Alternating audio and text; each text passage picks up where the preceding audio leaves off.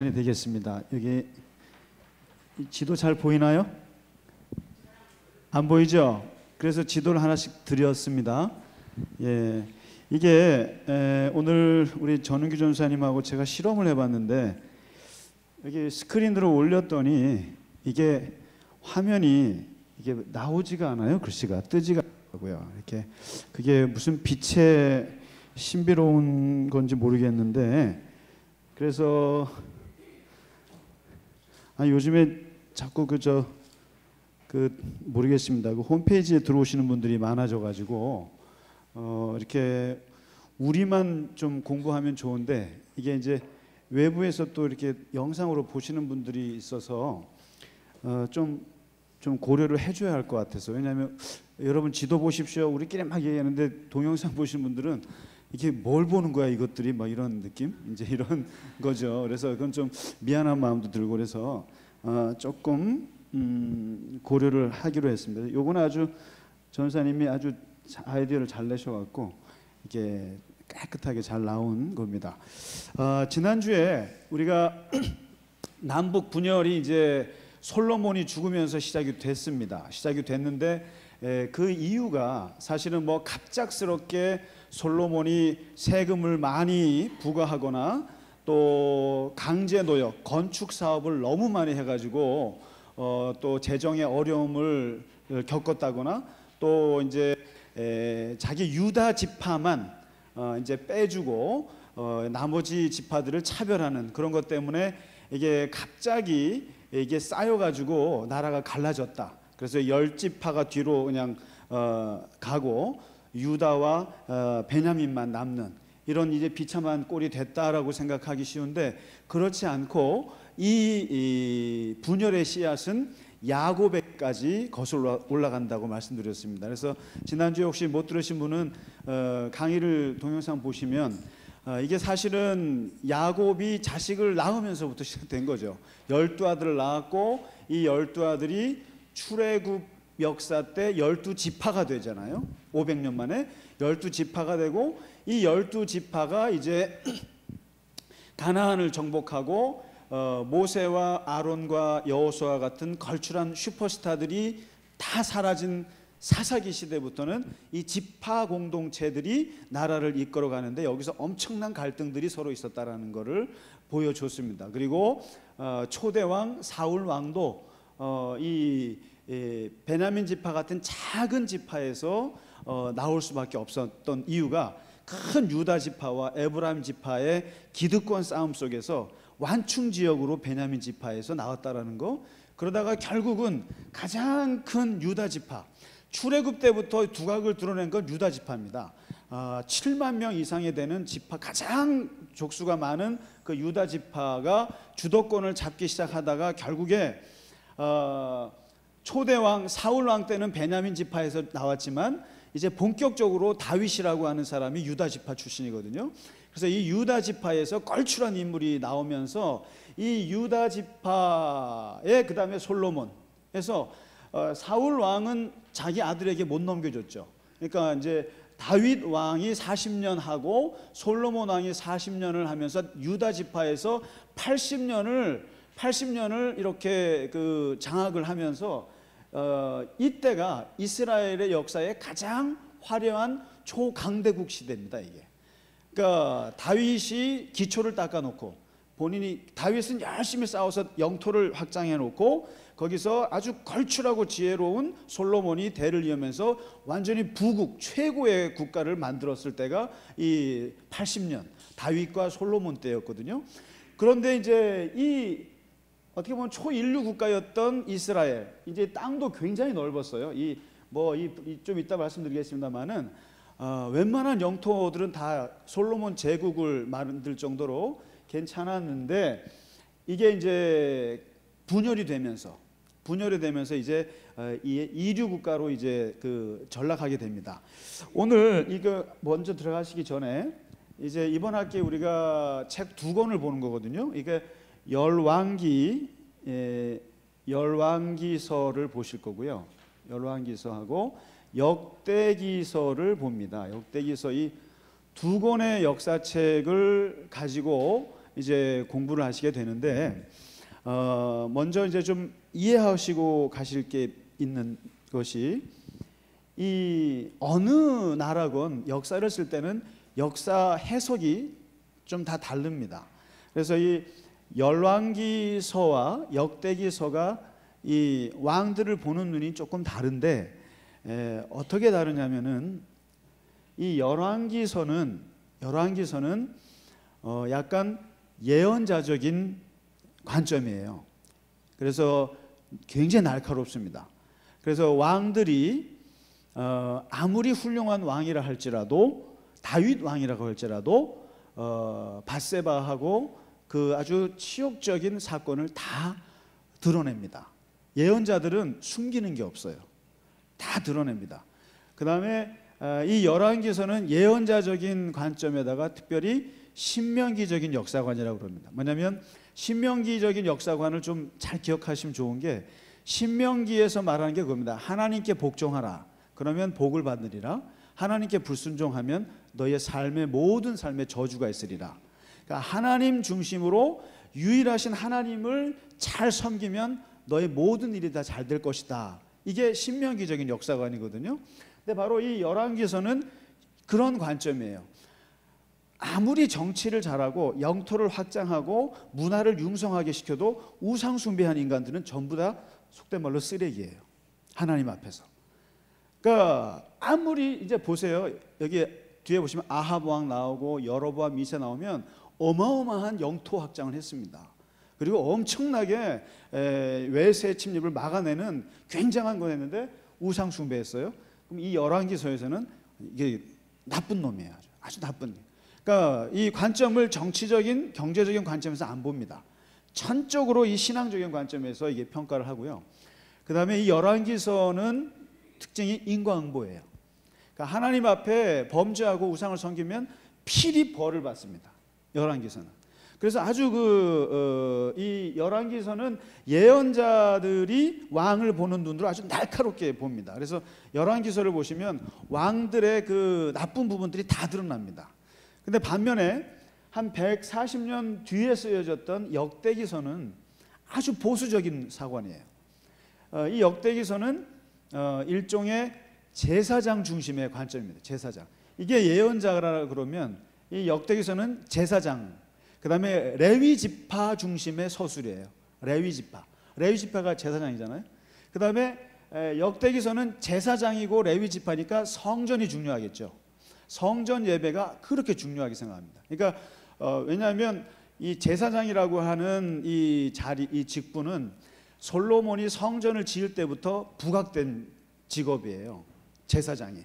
그래서 아주 특권층이 됐는데, 바로 이 제사장들의 관점이 역대기서의 관점이고, 더 재밌는 건 이 역대기서는 북왕국 있잖아요. 이 북왕국은 나라도 아니에요. 이 인간들은 인간이 아니에요. 이 사람들이. 그래서 역대기서는 유다의 역사만 기록합니다. 유다. 왜요? 유다에는 다윗이 나왔고 여기가 정통이기 때문에, 예루살렘 예배가 정통이기 때문에 이 북이스라엘은 완전히 깡패 같은 나라라고 해서 취급을 안 합니다. 아주 보수적입니다. 그래서 이 두 권의 책을 같이 보시면 재밌는데, 주로 일단 역사는 열왕기서 위주로 이제 보게 되겠습니다. 그걸 말씀드리고요. 이제 이런 그 관점에서 이제 쓰고 있다라는 거고요. 오늘은 이 나라가 어차피 갈라졌습니다. 갈라져서 이 초대 왕 두 사람의 이야기를 하게 됩니다. 특별히 지난주에 말씀드렸다시피 이 분열 왕국이요, 우리나라 분단 상황이랑 똑같습니다. 이게 모든 나라가 이 메커니즘이 있다고 보는 거죠. 뭐냐면 초기에는 남북 경쟁 시대입니다. 마치 김일성과 이승만, 박정희로 이어지는 아주 서로가 아주 그냥 눈을 흘기고 싸우는 영토 분쟁하고, 그다음에 서로가 그냥 그 자기의 이데올로기를 강화시키고 이런 것처럼 이스라엘도 이 초대 50년 동안에는 아주 대결 양상입니다. 그다음에 두 번째로 들어갈 때는 화해 국면이 와요. 화해 국면. 서로가 결혼 동맹하고 군사 동맹하고 경제 동맹하고 이런 시대가 몇십 년 옵니다. 또 우리나라도 그러죠. DJ 노무현 정부 때 남북 왔다 갔다 하고 그러잖아요. 그러다가 이제 나라가 세 번째는 단절이 됩니다. 아예 소통을 못하게 됩니다. 남북이. 그러다가 아시리아에게 북쪽이 먹히고 150년 후에 유다가 먹히는, 결국에는 나라가 나중에 다 먹히는, 이렇게 350년의 역사인데 이 단계별로 우리가 이제 볼 텐데, 오늘과 다음 주에는 초기 역사 남북 대결 시대입니다. 남북 대결 시대 50년, 반만년이 아니고 뭐죠? 반백년, 뭐죠? 반백년인가요? 예, 반세기죠. 예, 죄송합니다. 반세기 동안 3대 4대에 걸쳐서 이 대결 양상이 있습니다. 그래서 이제 먼저 오늘은 그 북이스라엘의 첫 왕인 여로보암이라는 사람입니다. 이 여로보암이 오늘 열왕기상 12장부터 시작되는데, 이 여로보암이라는 사람은 과부의 아들입니다. 그러니까 이제 쉽게 말하면 미망인, 아버지가 없는데 에브라임 출신입니다. 에브라임 지파 출신. 이 지파 출신을 잘 기억하실 필요가 있습니다. 에브라임 지파 출신이었는데 이 친구가 굉장히 똑똑했어요. 그리고 굉장히 일을 잘하고 열심입니다. 그래서 이 사람이 누구의 눈에 띄었냐면 솔로몬의 눈에 띕니다. 그래서 솔로몬이 가장 강조했던 게 건축이거든요. 건축이고, 그 다음에 이제 특별히 무너진 다윗의 성읍이니까 뭐 아마 뭐 베들레헴이 될지 어디에 그 성읍을 이제 다시 개발하는, 뉴타운 개발하듯이 개발하는 데에 감독관으로 세웠어요. 일을 너무 잘해요. 그래서 이 여로보암이 아주 그 솔로몬의 마음에 들었는데, 이때 여로보암이 아히야라고 하는 선지자가 여로보암을 만나서 이제 이 나라가 갈라질 거다. 솔로몬이 하도 정치를 잘못해가지고 이제 이 나라를 쪼갈릴 텐데 갈라질 때 너가 북쪽의 왕이 될 것이다 예언을 받습니다. 근데 이것이 솔로몬에게 발각이 돼요.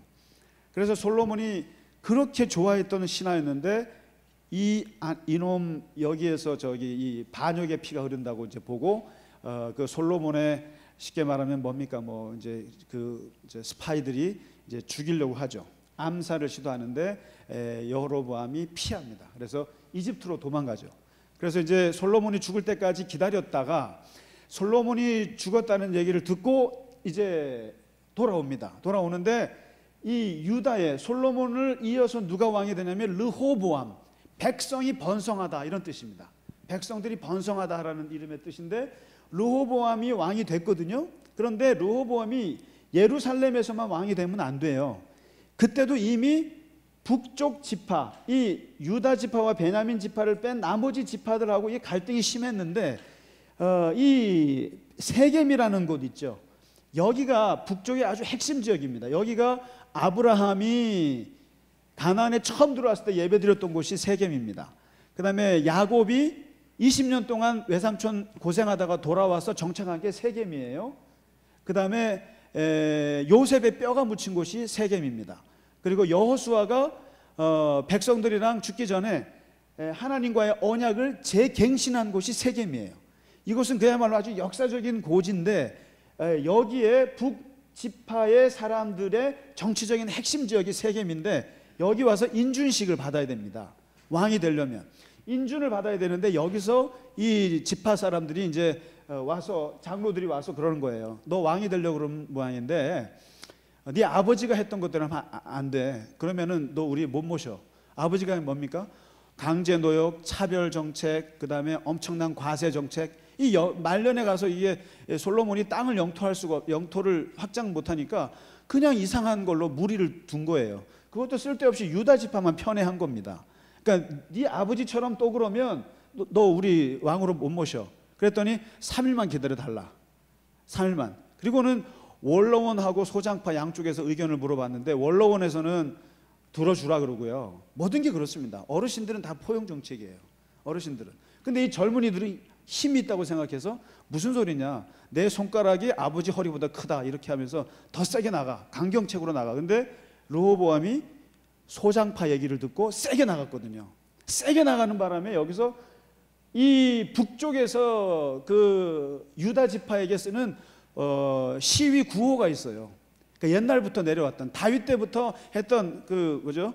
사랑도 명예도 이런 구호 있지 않습니까? 이 구호가 있는데 그 뭐냐면 다윗의 집안이 우리랑 무슨 상관이 있느냐. 그리고 너네 집으로 돌아가라. 이게 이제 그거예요. 그래서 옛날부터 다윗 유다 지파에 반감을 가진 이 북쪽 지파 사람들이 하는 말이 너는 다윗이 우리와 무슨 상관이 있어. 이거거든요. 이거가 몇십 년 만에 이 구호가 여기서 또 나왔어요. 그러면서 안 되겠다 너는. 그래서는 갈라지고 나갔는데 여기서 이 정신 차리지 못한 르호보암, 이 솔로몬의 아들 르호보암이 정신 못 차리고 이것들이 웃기네. 내 말을 안 들어? 어디 노역을 안 해? 그리고는 자기의 측근 아도람이라고 하는 사람 감독관을 세겜으로 보냈어요. 보냈는데 어떻게 합니까? 죽여버리죠. 그러니까 이게 아차 싶은 거예요. 이게 장난이 아니네 이 사람들이. 그러면서 이제 여기서 도망 오죠. 예루살렘으로 도망 오게 되고 이로써 이제 나라가 갈라지는데 이 협상을 주도한 사람이 여로보암이에요. 그리고 나서 이제 나라가 갈라지면서 누구를 세우냐면 여로보암을 왕으로 세우는데 여로보암이 왕으로 세우면서 제일 먼저 수도를 딱 정하는데 어디로 정했을까요? 세겜으로 정합니다. 예. 세겜. 예루살렘을 보세요. 예루살렘하고 65km입니다. 그래서 이제 남북이 갈라졌습니다. 이렇게 갈라지게 되고 여로보암이 이제 북쪽의 왕이 되면서 급한 게 있어요. 어떻게 되냐면 이 여로보암이 굉장히 정치적으로 머리가 좋은 사람입니다. 자기가 솔로몬한테 찍혔을 때도 도망갈 줄 알고 적절하게 해서 와서 이제 나라를 세웠는데 이제 수도를 세겜으로 정한 다음에 딱 보니까 문제는 예배를 어디서 드릴 것인가. 예배. 그래서 생각해 보니까 예배를 어디서 드리지? 지금까지 30년 동안, 그러니까 솔로몬이 성전을 지은 지 이제 한 30-40년 되는 때거든요. 그러니까 30-40년 동안 신나게 예루살렘 성전에서 아주 너무너무 모든 게 다 예루살렘이에요. 예루살렘의 성전에 가야 하나님이 계시고 거기서 예배를 드려야 진짜 예배라고 생각했는데 이 나라가 쭉 떨어지고 나니까 사람들이 다 예배 어디서 드리지? 예루살렘으로 가야 되나? 그래서 만든 정책이 요 베델이라는 곳 보이시나요? 베델, 이 북쪽이 나라가 커요. 베델이랑 저 북쪽에 단 보이시죠? 요 단 여기다가 성전을 2개를 지어요. 2개를 짓고 여기다가 금송아지 신상을 하나씩 갖다 놔요. 그리고는 뭐라고 말하냐면 예루살렘으로까지 갈 거 없다. 하나님은 여기 계시다. 베델에 계시고 단에 계시다. 북쪽에 있는 사람들은 단에 가서 예배드리고 남쪽에 있는 사람은 베델에서 예배드리라. 그래서 양쪽에서 예배를 드리도록 만들었어요. 그리고는 여기에 있던 제사장들이 있을 거 아닙니까? 근데 제사장들이 레위 지파는 기본적으로 각 12지파에 4개의 지명에 들어가 있어요. 이렇게 예를 들면 한 지파에 있으면 4군데씩 들어가 있었고 다 자리를 잡았습니다. 그래서 레위 지파는요 그냥 마치 공무원들을 전국에다가 이렇게 뿌려놓듯이 쫙 지역별로 12지파별로 뽑습니다. 그래서 12 곱하기 4니까 36이죠. 그러니까 36군데 이렇게 포진해 있는데 이 북쪽에 있는 모든 레위 지파들을 다 쫓아냅니다. 이게 왜 그럴까요? 레위 지파를 왜 쫓아냈을까요? 레위 지파는 여로보암이 볼 때 다 다윗 편이에요. 다윗이 어려울 때 다윗 옆에 끝까지 지켜줬던 사람이 제사장 사독이에요. 사두개인의 어떻게 보면 원어가 될 수 있는데 사독이라는 제사장이 다윗을 끝까지 지켰습니다. 그래서 항상 유다 지파에서는 레위 지파가 아주 항상 측근 중에 측근이었는데 여로보암이 눈에 볼 때는 다 반역자들이죠. 그래서 전부 다 레위 지파들을 전부 다 잘라내고 다 추방시켜버린다. 유다로. 대신에 제사장을 일반인들에게 특채해가지고 아무나 들어올 수 있게 합니다. 그러니까 이게 이제 여기서부터 이제 완전히 뭐라 그랬죠? 무질서가 돼버리기 시작합니다. 그러니까 아무나 제사장을 시킨 거죠. 그러니까 이런 거죠. 어떻게 보면 의사를 해야 되는데 그냥 아무나 의사 되는 거죠. 저도 의사 할 수 있어요. 여기 보면은 자원만 하면 제사장을 시키더라. 자원만 하면 일반인들로 이제 채우기 시작하죠. 이렇게 하고 세 번째는 어떻게 되냐면은 절기를 바꿔버려요. 7월달 절기를 8월달로 하고 이런 식으로 해서 전부 다 바꿔서 문제는 북이스라엘 사람들이 남쪽 그리워할까봐 예루살렘 그리워하고 예루살렘 성전 예배 그리워하고 유다로 넘어갈까봐 빨리빨리 한 게 이겁니다. 예배 장소 만들어 놓고 금송아지 세워 놓고 이게 너희 출애굽할 때 너희를 인도하신 하나님이라고 얘기하고 제사장들 다 자르고 일반인들로 채우고 이렇게 해서 종교 정책을 그렇게 이제 세웁니다. 이렇게 하는데 재밌는 것은 이 여로보암이 정치적으로는 아주 수준급이었는데 이 종교적으로는 아주 치명적인 이런 실수를 했고요. 그러니까 금송아지를 섬기기 시작합니다. 금송아지를. 그 다음에 한 가지는 군사적으로 조금 전쟁을 칠 줄 몰랐습니다. 제대로. 그래가지고 여기 보시면 이제 50년 동안 남유다와 북이스라엘 사이에서 여기는 4대에 걸쳐서 여기는 3대에 걸쳐서 서로가 이제 50년 동안 싸우는데 땅을 다 뺏겨요. 그래서 이제 어딜 뺏기냐면 여기 블레셋 있지 않습니까? 블레셋 옛날에 솔로몬 때 다 가지고 있었던 거 야금야금 뺏깁니다. 그 다음에 여기 모압 땅도 뺏겨요. 뺏기고 그다음에 여기 위에 보면은 다메섹이라고 시리아 땅 아람이라고 하는데요. 아람 땅의 다메섹 사도 바울이 그 회심한 장소 거기도 원래 솔로몬 때 땅이었는데 뺏기고 그리고 여기 지금 베냐민 땅 여기 베델도 뺏겨요. 베델도.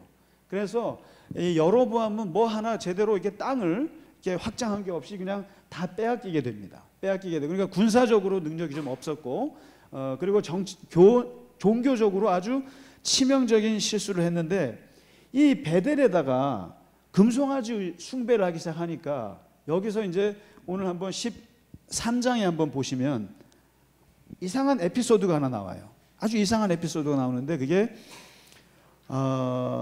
남쪽 유다에서 선지자가 한 명 옵니다. 이름 없는 무명의 선지자가 와서 베델에서 마침 그날 베델에서 여로보암 왕이 예배를 어쨌든 집전하는지 하여튼 거기서 예배를 드리고 있는 그 앞에서 이제 규탄을 합니다. 이 선지자가 이 완전히 우상 숭배 한다고 규탄하는데 뭐라고 규탄하냐면은 16대 손 남유다 왕에서 16번째 왕이라는 요시아라는 애가 나올 텐데 걔가 완전히 북이스라엘을 완전히 초전 박살을 낼 것이다. 그러면서 아주 그런 예언을 합니다. 그러니까 이걸 듣고 있던 여로보암이 화가 나가지고 이제 이렇게 보는데 마침 그 말씀이 맞다고 하는 의미에서 제단이 무너집니다. 이렇게 무너지면서 그 제단이 갈라지면서 거기에서 재가 떨어져요. 그러니까 이제 여로보암이 황당하기도 하고 기분 나쁘기도 하니까 이 선지자 저놈 잡아라고 손을 이렇게 확 내밀었는데 이 손이 말랐습니다. 손이 딱 멈춘 거죠. 그러니까 쉽게 말하면 이게 손마비가 온 거예요. 손마비가 오고 움직여지지 않는 거예요. 몸이요. 그러니까 이게 이제 저 선지자 말이 용하네. 그래서 선지자에게 이제 죄송하다고 합니다. 내 손 좀 기도해서 낫게 해달라고.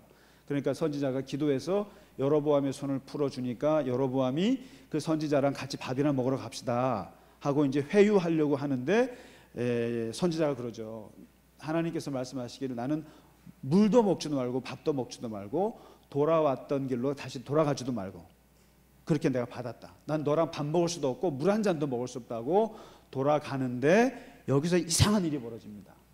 이 베델에 있는 또 다른 늙은 선지자가 한 사람이 있었는데 이 사람이 그의 이야기를 듣고 이 유다에서 온 선지자를 붙잡습니다. 붙잡고 말하는데 이보시오, 나랑 같이 밥을 좀 드시지요. 우리 집에 가서 밥 좀 먹으십시다. 그러니까 하나님께서 나에게 물도 먹지도 말고 밥도 먹지 말고 왔던 길로 돌아가지도 말라고 하셨다. 난 이 말씀 지켜야 한다 하고는 이제 완강하게 거부하니까 여기서 이 늙은 선지자가 뭐라고 하냐면 나도 선지자요. 나도 선지자고 그리고 천사를 통해서 하나님이 말씀하시기를 당신에게 먹을 것도 주고 마실 것도 하라고 했다. 이게 하나님의 말씀이다. 이렇게 얘기해요. 그러니까 여기에서 이 선지자가 속아요. 여기서 이제 아주 재밌는 일이 벌어지는데 이게 사람이 영분별을 못하는 조건이 몇 개 나온다는 거예요. 이 사람이 하나님의 말씀을 듣고 정말로 그 여로보암에게 그 하나님의 말씀을 강력하게 전하고 아주 아무것도 먹지 말고 딱 딴 데로 사라졌어야 되는데 이 늙은 선지자가 나타나가지고 나도 선지자요 하나님의 말씀에 먹으라 그랬다 이러니까 거기에 헷가닥 넘어간 거예요. 이 아저씨가. 이 선지자가. 그래서 거기서 밥을 먹어요. 밥을 먹고 잠까지 잡니다. 그리고는 근데 그때 딱 밥을 먹고 나서 일어나려고 하니까 그때 하나님의 말씀이 임하는데 너 왜 내가 원래 했던 말씀을 너가 듣지 않느냐. 먹지도 말고 마시지도 말고 왔던 길로 돌아가지도 말라고 했는데 먹고 마셨다 이거죠. 근데 이미 늦은 거죠. 이게 왜 그렇습니까? 이 선지자가 늙은 선지자에게 속은 거예요. 근데 이게 참 이 속는 방법도 여러 가지인데 이 기가 막힌 속임수죠. 뭐냐면 나도 선지자입니다. 나도 목사예요. 나도 목사고 나도 내가 신학교에서 공부했고 목사 안수 받았어. 그리고 성경에 보면 하나님 말씀에 천사의 말씀에 의하면 이런 거야. 이렇게 하면은 껌뻑 죽죠. 그렇지 않겠습니까? 그런데 놀라운 것은 나도 목사요 그런다고 해서 다 목사가 아니고 그 다음에 하나님 말씀이요 그렇다고 해서 하나님 말씀이 아니라는 거죠. 그래서 여기서 이 선지자가 그렇게 좋은 일을 하고도 결국에는 이 분별을 못 해가지고 결국에는 어떤 일이 생기냐면 돌아가는 길에 사자에게 물려 죽습니다. 근데 놀라운 것은 사자가 이 사람을 확 물어놓고는 죽여서 시체를 이렇게 놓고는 이게 당나귀도 안 잡아먹고 시체도 안 잡아먹고 그 옆에서 사자가 가만히 앉아 있어요. 이 묘한 풍경이 오늘 13장에 나옵니다. 이 사자가 먹지를 않아요. 그러니까 이게 바로 하나님께서 사자를 통해서 그 선지자를 그냥 죽이기만 한 거예요. 그러니까 당나귀도 잡아먹지 않습니까? 당나귀도 가만히 있어요. 사자 옆에서 가만히 있고 사자도 시체 옆에서 가만히 있어요. 그래서 그걸 보고 이 늙은 선지자가 그 선지자를 보고 아마 이 늙은 선지자도 일부러 속이려고 한 건 아닌 것 같아요. 그러니까 이게 늙은 선지자도 이것이 좀 자기는 이 선지자가 너무 이제 열심이었고 또 그래서 그냥 먹이고 싶은 마음에 했던 것 같은데 결국에는 그로 인해서 이 사람이 죽게 된 거죠. 그래서 이 늙은 선지자가 이 젊은 선지자를 끌어안고 울면서 장례를 치러주면서 하는 말이 있습니다. 그 말이 오늘 핵심의 말인데 이 여로보암에 대한 이게 14장 11절에 보면 그게 나옵니다. 여로보암을 향해서 했던 예언 그게 뭐냐면 이제 여로보암의 죄로 말미암아 너희의 모든 집안들이 완전히 멸절을 당하리라는 이 예언이었거든요. 그 예언이 필히 이루어질 것이다 하고 늙은 선지자가 다시 한번 도장을 찍습니다. 이게. 근데 여기서 이제 이게 왜 중요하냐면은 이때부터 여로보암이 사실은 선지자가 세운 왕이에요. 솔로몬의 실정에 대해서 하나님이 대안으로 세운 사람이 여로보암이고 또 여로보암은 어쨌든 간에 이 나라를 세워서 이 하나님의 뜻 가운데서 이제 세웠고 하나님께서 뭐라고 얘기했냐면 너 정말 잘해야 된다 그랬거든요. 너 잘해야 된다 그랬는데 딱 들어서자마자 했던 게 우상숭배였어요. 우상숭배였고 금송아지 2개 딱 세워놓고 거기에 절하고 자기 마음대로 절기 바꾸고 그다음에 레위 지파 다 쫓아내고 이러면서 자기 자리를 자기 왕권을 유지하기 위해서 종교 정책을 그렇게 편 거예요. 바로 이것을 베델 선지자 이 젊은 유다에 온 선지자가 지적을 했고 이 사람이 결국에는 죽음을 맞이했습니다마는 그 늙은 선지자가 다시 한번 그 예언이 맞을 거라고 다시 한번 확인시켜주면서 했던 게 바로 왜 그러냐면 이때부터 여로보암이 초대 왕이기 때문에 이 사람이 어떤 일을 했느냐에 따라서 200년 역사가 좌지우지됩니다. 그래서 이제 204년 동안의 역사가 이제 진행이 될 터인데 바로 건국 왕이죠. 초대 왕이었던 이 사람이 죄를 짓는 바람에 이것을 일컬어서 이때부터 여로보암의 죄라고 합니다. 이게 아주 중요한 말입니다. 여로보암의 죄. 여로보암의 죄가 뭡니까? 금송아지 세워서 우상숭배한 거거든요. 바로 이 우상숭배한 것이 이제 앞으로 19명의 후대 왕들의 잘하고 못하고의 기준이 바로 여로보암입니다. 여로보암. 우상숭배를 했으면 여로보암의 길로 갔고 우상숭배하지 않았으면 여로보암의 길을 떠난 거고 이렇게 되는 겁니다. 모든 기준이 다 여로보암이에요. 이렇게 됐습니다. 그래서 이 여로보암은 자신이 했던 행동이 200년의 왕국의 기준이 된다는 걸 몰랐던 거죠. 그렇기 때문에 여기서 이제 이 예언자가 그렇게 여기 뭐라고 합니까? 너희 여로보암에 속한 집안에 있는 자식들이 다 죽으면 성읍에서 죽으면 개가 먹을 거고 들에서 죽으면 새들이 와서 먹을 거다. 이렇게 저주를 하거든요. 근데 바로 여로보암의 아들이 죽습니다. 이게 아비야라고 그러죠, 아마? 아비야인가요? 아비야가 병들어서 죽게 됩니다. 이렇게 죽게 되는 일이 벌어지게 되고, 그러면서 이 죽음을 놓고 또다시 여로보암을 왕으로 예언했던 아히야 선지자가 이제 늙었거든요. 그 선지자가 또다시 저주합니다. 이 집안에 대해서. 왜 그러냐면 이게 그럴 수밖에 없어요. 이게 정말 기대해서 선지자가 세운 왕인데 이게 이제 이런 길을 갔으니까 이렇게 해서 결국에 이제 여로보암은 이제 다음 주에 공부하실 텐데, 여로보암 그다음에 그 두 번째 자식이, 이게 참 어려워요. 이게 이름 외우는 게 참 어려운 것 같아요. 이제 앞으로 한번 이제 북이스라엘은요, 하여튼 쿠데타가 8번 일어납니다. 그러니까 이제 뭐 2년 정도 한 친구들은 다 암살당했다고 보시면 되고요. 그리고 이제 여로보암의 아들 아비야가 죽고 그 다음 아들 그 나답이 이어서 했는데, 그 나답까지만 여로보암 집안이에요. 그 다음에 그 다음 엘란가 걔는 또 살해를 당합니다. 그러니까 이게 3대를 넘어가지는 못해요, 제대로. 이제 그거가 이제 앞으로 보게 될 거고요. 이렇게 해서 이제 여로보암이 어느 정도 이게 마무리가 되고요. 그리고 이제 이 반면에 그 르호보암은, 이 르호보암이라는 이 친구는 그럼 뭐냐? 이 41의 왕이 돼서 17년을 다스립니다. 17년을 이제 하는데, 여기서 이제 17년이고 이 르호보암은 5년째 되던 날 큰 일이 터집니다. 무슨 일이 터지냐면은, 이제 이게 참 이게 그 우리나라랑 너무 비슷해 가지고요. 이게 어떨 때 막 가슴이 철렁철렁할 때가 있습니다. 국제 정세가 정말 너무 비슷해요. 이때 이집트에서 재미있는 일이 벌어집니다. 이집트가 22왕조가 생깁니다. 22왕조. 왕조가 이제 등장하는데, 이게 누구냐면 쇼생크 1세라는 사람인데, 이 사람이 중국도 보면은 한족이 중국을 다스리지 않지 않습니까? 가끔씩 여진족이 와서 뭐 여진족이 청나라 만들었나요?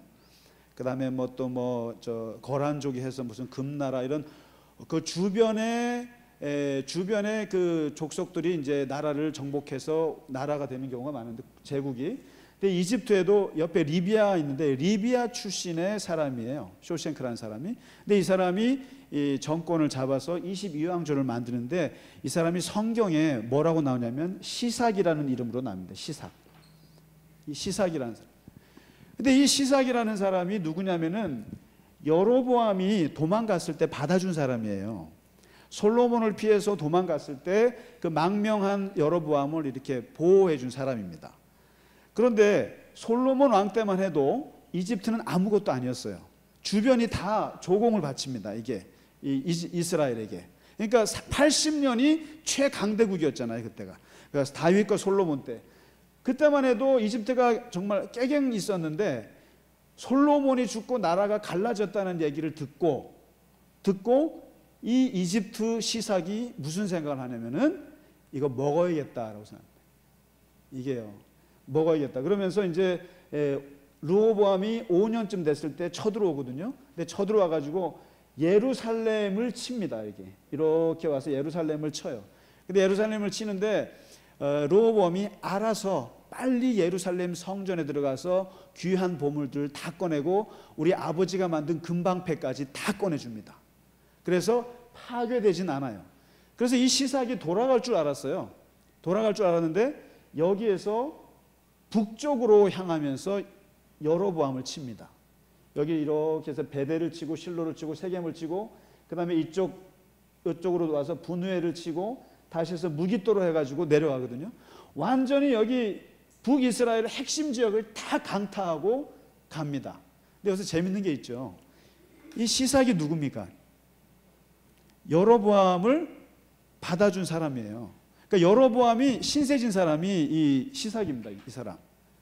그런데 어떻게 개인적으로 친분이 있는 사람인데 여기 와서 자기네 땅을 칠 수 있을까? 여기서 이제 굉장히 무서운 진리가 하나 나오는 거죠. 그러니까 트럼프를 개인적으로 아신다고 해서 미국과 한국의 군사 그거에 전혀 영향을 미치지 못한다는 거죠. 그러니까 사실 우리는 보통 내가 누구를 잘 알아, 내가 뭐 누구 대통령을 알아, 소용없다는 거죠. 사실은 여로보암이 어떻게 보면 이 바로하고는 굉장히 친한 사이일 텐데 웬걸요, 5년 지나고 나서 와서 그냥 쑥대밭을 만들어 놓고 왔습니다. 상관없는 거예요. 그리고 이제 조공 바치게 하는 거죠. 이렇게 해서 그러니까 여러분 뭐 이게 누굴 친하다고 해서 좋아할 건 아닌 것 같아요. 그래서 뭐 누구하고 줄을 그었다 뭐인데 소용없고, 국가와 국가, 이거를 사실은 그 깊게 깨달은 사람이 기독교 윤리학자 라이놀드 니버죠. 왜냐하면 개인적으로는 사람들이 얼마든지 도덕적일 수 있지만 집단 속의 개인은 철저하게 이기적이다라는 얘기를 했는데, 뭐 시삭이 나라와의 문제에 있어서는 용납 안 하죠. 예루살렘을 쳤는데 위도 못 치겠습니까? 전부 다 이게 남북을 쑥대밭을 만들어 놓고 돌아가니까 이때 르호보암이 정신을 차리고 한 게 바로 이겁니다. 이쪽에 보시면 여기에다가요 요렇게 성을 쌓습니다. 남쪽에 이렇게 유다 밑에 성을 쌓고요. 그 다음에 여기 블레셋 들어오지 말라고 여기다 또 성을 쌓아요. 블레셋 들어오지 말라고. 그 다음에 여기 모압 있지 않습니까? 모압 들어오지 못하게 이렇게 또 성을 쌓습니다. 그래서 여기 서쪽, 남쪽, 동쪽을 전부 다 막아요. 한번 이 시삭에게 당하고 나서 정신이 번쩍 든 겁니다, 이 사람이. 그런데 재밌는 건 북쪽은 성을 쌓지 않아요. 왜 안 쌓았을까요? 북쪽은 왜 안 쌓았을까요? 예? 도망가려고? 굉장히 좀 그러려고 안 쌓으세요? 이게 뭐냐면 르호보암은 아직도 북진 통일에 대한 꿈이 있었다는 뜻입니다. 이게. 그러니까 이 르호보암은 17년을 통치하면서 나라를 빼앗겼다고 하는 거에 대한, 이게 그렇잖아요. 아버지를 그대로 이어받았으면 12지파를 다 다스리는 건데 10지파가 떨어져 나간 거에 대한 이 소가리가 얼마나 심했겠어요.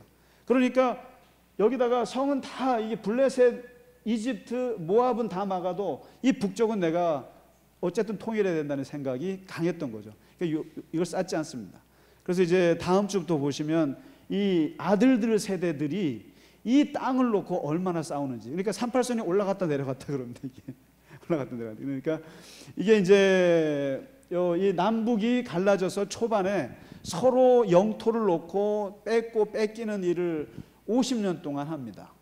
그런데 이제 뭐 아시겠습니다만은 남북이 이러는 동안에 한쪽의 나라가 점점점 커져요. 어느 나라가 커졌을까요? 여기 지금 주변 나라를 잘 보셔야 됩니다. 여기는 블레셋입니다. 블레셋. 이 남서쪽에 해안 족속이죠. 그 다음에 여기 모압이라는 족속이 있습니다. 그 다음에 여기 암몬이 있습니다. 그 다음에 여기 시리아라고도 하고 아람. 그러니까 예수님 당시에는 아람어가 들어와 있었죠. 그 다음에 여기 페니키아. 이게 주변에 전부 다 외세들입니다. 그 다음에 이제 이쪽에 다음 몇 주 후에 보면 이제 아시리아, 이라크 땅, 현재 이라크에 있는 그 아시리아가 이제 제국이 이제 몰려오기 시작하는 게 있고요. 그래서 이 주변 외세가 있는데 이 나라들 중에 남북이 국지전 전쟁을 하는 동안에 이 나라들 중에 어느 나라가 커졌을까요? 어느 나라가 커졌을 것 같으세요? 찍으셔도 됩니다. 시리아입니다. 아람. 요 아람이 일본 같은 나라예요. 쉽게 말하면. 그러니까 남북 분열을 잘 이용해서 어떤 때로는 여기 갖다 붙고 어떤 때는 여기서 붙고 그러면서 점점점 세력을 키워가면서 결국에 나중에 이 두 남북이 의지하지 않으면 안 되는 나라가 돼버립니다. 이게.